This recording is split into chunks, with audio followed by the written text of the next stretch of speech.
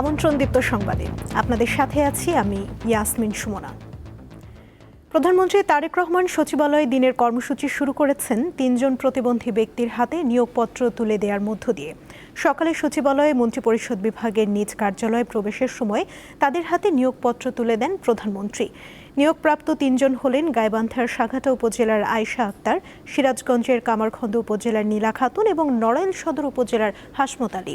প্রধানমন্ত্রীর কাছ থেকে সরাসরি নিয়োগপত্র পেয়ে তারা উচ্ছ্বাস প্রকাশ করেন। আয়েশা আক্তার ও নীলা খাতুন দুইজনই শারীরিক প্রতিবন্ধী। জন্ম থেকেই 2 হাত না থাকা নীলা খাতুন পা দিয়ে লিখে স্নাতকোত্তর সম্পন্ন করেন। তাকে রাজধানীর মিরপুরের জাতীয় প্রতিবন্ধী উন্নয়ন ফাউন্ডেশন শিক্ষক পদে নিয়োগ দেওয়া হয়েছে। আয়েশা আক্তারও পা দিয়ে লিখে সম্পন্ন করেন স্নাতকোত্তর। হাত না থাকায় মুখ দিয়ে নিয়োগপত্র গ্রহণ করেন তিনি। তাকে গাইবান্ধার বিয়াম ল্যাবরেটরি স্কুল অ্যান্ড কলেজে ক্লাস সুপারভাইজার পদে নিয়োগ দেওয়া হয়েছে। দৃষ্টি প্রতিবন্ধী হাসমত আলীকে সমাজসেবা অধিদপ্তরের অধীনে ইউনিয়ন সমাজকর্মী পদে নিয়োগ দেওয়া হয়েছে।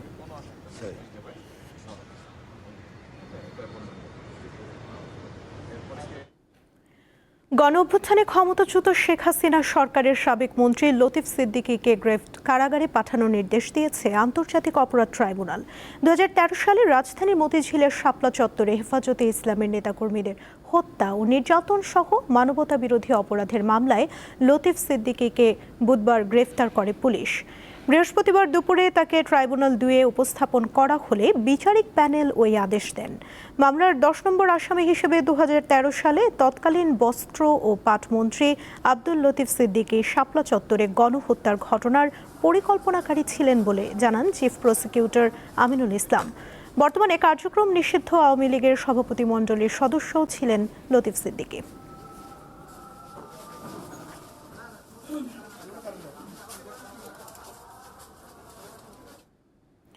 তিন দিনের সরকারি সফরে দুপুরে ঢাকায় পৌঁছানোর কথা রয়েছে যুক্তরাষ্ট্রের দক্ষিণ ও মধ্য এশিয়া বিষয়ক বিশেষ দূত সার্জিও গরের। সফরকালে প্রধানমন্ত্রী তারেক রহমান ও পররাষ্ট্রমন্ত্রী খলিলুর রহমানের সঙ্গে বৈঠক করার কথা রয়েছে। পাশাপাশি বিভিন্ন রাজনৈতিক দলের নেতা, পেশাজীবী এবং নাগরিক সমাজের প্রতিনিধিদের সঙ্গে মতবিনিময় কর্মসূচি রয়েছে তার। সফরের অংশ হিসেবে তিনি কক্সবাজারের রোহিঙ্গা শরণার্থী শিবিরে পরিদর্শন করবেন। ধারণা করা হচ্ছে সার্জিও গরের ঢাকা সফরের অন্যতম প্রধান উদ্দেশ্য বাংলাদেশের বর্তমান পররাষ্ট্রনীতির অগ্রাধিকার এবং ঢাকা ওয়াশিংটন সম্পর্কের ভবিষ্যৎ দিক নিয়ে আলোচনা করা। সাম্প্রতিক আঞ্চলিক কূটনৈতিক তৎপরতার পরিপ্রেক্ষিতে বাংলাদেশের কৌশলগত অবস্থান সম্পর্কে স্পষ্ট ধারণা নিতে আগ্রহী যুক্তরাষ্ট্র। এছাড়া বাংলাদেশ ভারত সম্পর্কও আলোচনায় গুরুত্ব পেতে পারে।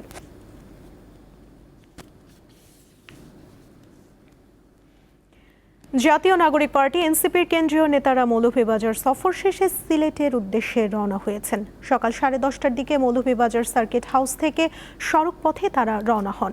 এর আগে সার্কিট হাউসে স্থানীয় নেতাকর্মীদের সঙ্গে মতবিনিময় সভায় করা হয়। এ সময় হবিগঞ্জে এনসিপির পদযাত্রায় হামলার ঘটনার বিচার দাবি করেন নেতাকর্মীরা। সিলেটে পৌঁছে দলীয় নেতাকর্মীদের সঙ্গে বৈঠক ও পরবর্তী কর্মসূচিতে অংশ নেওয়ার কথা রয়েছে কেন্দ্রীয় নেতৃবৃন্দের।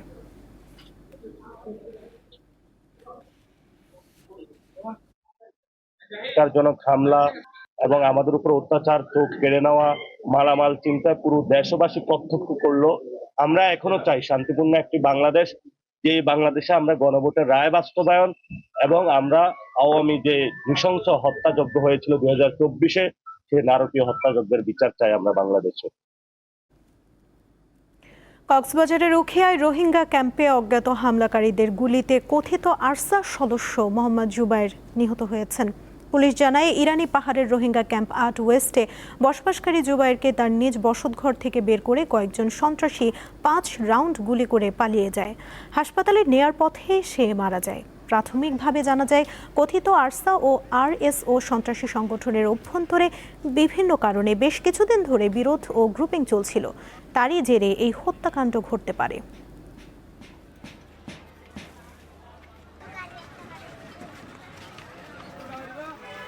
ব্রাহ্মণবাড়িয়া শহরে অভিযান চালিয়ে অনলাইন জুয়ার আসর থেকে মূল এজেন্ট সহ অন্তত 8 জনকে আটক করেছে র্যাব। বুধবার রাতে শহরের নিউ মার্কেট সংলগ্ন শফিক প্লাজায় এই অভিযান চালানো হয়। আটককৃতরা হলেন এজেন্ট সুজন দেবনাথ, সালমান ভুইয়া, ঝন্টু কর্মকার, আকরাম হোসেন, কায়েস মিয়া, শাহাদাত হোসেন চৌধুরী, জোহর ও আল আমিন। তাদের সবার বাড়ি ব্রাহ্মণবাড়িয়ায়। অভিযানে 7টি মোবাইল ও 60,000 টাকা জব্দ করা হয়েছে বলে জানায় র্যাব 9। আন্তর্জাতিক প্রসঙ্গ।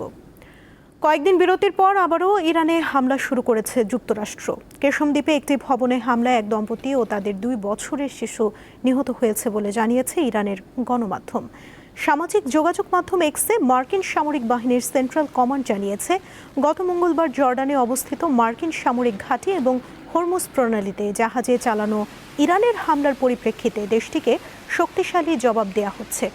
আল জাজিরা জানিয়েছে, ইরানের দক্ষিণাঞ্চলের কেশম দ্বীপ, বন্দর আব্বাস, আবু মুসা সিরিক ও কিস শহরে একাধিক বিস্ফোরণের খবর পাওয়া গেছে।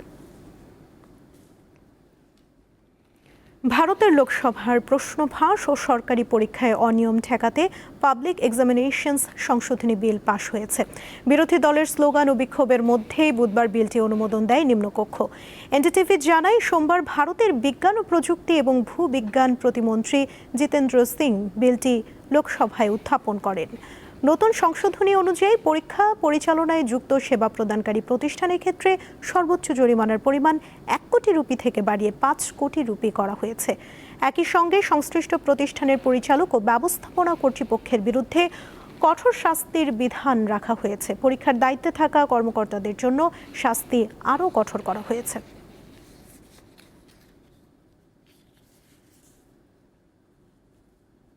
খেলার খবর। রাজধানীর পল্টন ময়দানে আজ থেকে শুরু হলো 9ম জাতীয় খো-খো চ্যাম্পিয়নশিপ। প্রতিযোগিতার উদ্বোধন করেন যুব ও ক্রীড়া সচিব মাহবুবুল আলম। ফেডারেশনের সভাপতি AHM জিয়াউল হকের সভাপতিত্বে অনুষ্ঠানে আরও উপস্থিত ছিলেন সাধারণ সম্পাদক রায়হান উদ্দিন ফকির এবং গ্লোবাল ইন্স্যুরেন্স লিমিটেডের পরিচালক মনিরুল ইসলাম। 3 দিন ব্যাপী প্রতিযোগিতায় 21টি পুরুষ ও 15টি নারী দল অংশগ্রহণ করছে।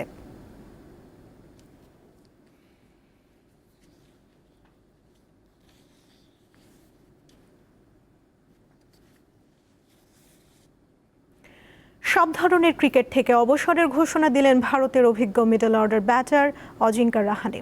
আজ বৃহস্পতিবার সামাজিক যোগাযোগ মাধ্যমে এই সিদ্ধান্ত জানান 38 বছর বয়সী এই ব্যাটার। ভারতের হয়ে 85 টেস্ট, 90 ওয়ানডে ও 20টি টি-20 ম্যাচ খেলেছেন রাহানে। টেস্টে করেছেন 5077 রান, ওয়ানডেতে 2962 এবং টি-20তে 375 রান করেন এই ব্যাটার। অবসর ঘোষণার বার্তায় রাহানে বলেন, ব্যাটিংয়ের মতো জীবনেও সঠিক টাইমিং গুরুত্বপূর্ণ। আজ আমার মনে হচ্ছে সব ধরনের ক্রিকেটকে বিদায় জানানোর এটি সঠিক টাইমিং। শৃঙ্খলা ভঙ্গের অভিযোগে আর্জেন্টিনা ফুটবল দলের বিরুদ্ধে আনুষ্ঠানিক তদন্ত শুরু করেছে ফুটবলের সর্বোচ্চ নিয়ন্ত্রক সংস্থা ফিফা। বিশ্বকাপের সেমিফাইনালে ইংল্যান্ডকে হারানোর পর মালভিনাস দ্বীপপুঞ্জ নিয়ে রাজনৈতিক বার্তা সংবলিত ব্যানার প্রদর্শন করেন আর্জেন্টিনার খেলোয়াড়রা। এরপর ফাইনালে স্পেনের বিপক্ষে ম্যাচ শেষে হাতাহাতিতে জড়ায় দুই পক্ষ। এসব অভিযোগে তদন্ত শুরু করেছে ফিফা। পারদেসের বিরুদ্ধে আনা হয়েছে 3টি অসদাচরণের অভিযোগ। এছাড়া Molina, Almada, team official Roberto Ayala এবং স্পেনের গাভিকেও নোটিশ দিয়েছে ফিফার ডিসিপ্লিনারি কমিটি। শুনানি শেষে অভিযোগ প্রমাণিত হলে অভিযুক্তদের বিরুদ্ধে নেওয়া হবে শাস্তিমূলক ব্যবস্থা।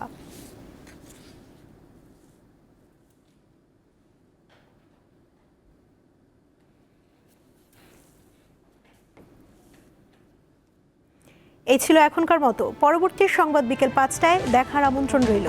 এছাড়া আরও তথ্য পেতে যুক্ত থাকুন দীপ্ত ডিজিটাল প্ল্যাটফর্মের সাথে। ধন্যবাদ সবাইকে।